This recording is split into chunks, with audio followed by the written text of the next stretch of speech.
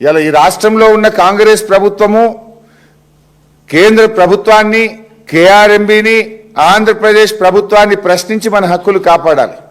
కాపాడాల్సిన రేవంత్ రెడ్డి ఏమో నిద్రపోతాడు, అడగాల్సిన రేవంత్ రెడ్డి నిద్రపోతాడు. ఇది కాపాడే బాధ్యత ఎవరిది? కేంద్ర బీజేపీ ప్రభుత్వం. కేఆర్ఎంబీ ఎవరి నాయకత్వంలో ఉంటుంది? కేంద్ర ప్రభుత్వం కింద కేఆర్ఎంబీ ఉంటుంది. ఈ రాష్ట్రం నుంచి 2 మంత్రులు ఉన్నారు, బీజేపీ మంత్రులు కిషన్ రెడ్డి కానీ సంజయ్ గారు కానీ.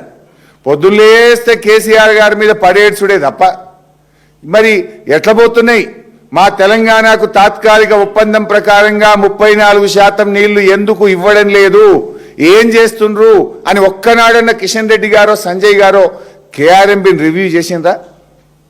కేఆర్ఎంబీ మీ సంస్థ కదా, మీరు కదా ఇవాళ ఢిల్లీలో అధికారంలో ఉన్నది.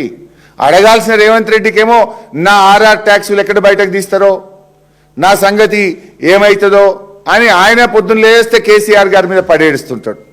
మరి అలా హక్కులు కాపాడాల్సింది ఆ సంస్థను కేఆర్ఎంబీని నిర్వహించాల్సిన బీజేపీ ప్రభుత్వం కూడా తెలంగాణకు అన్యాయం చేస్తుంది.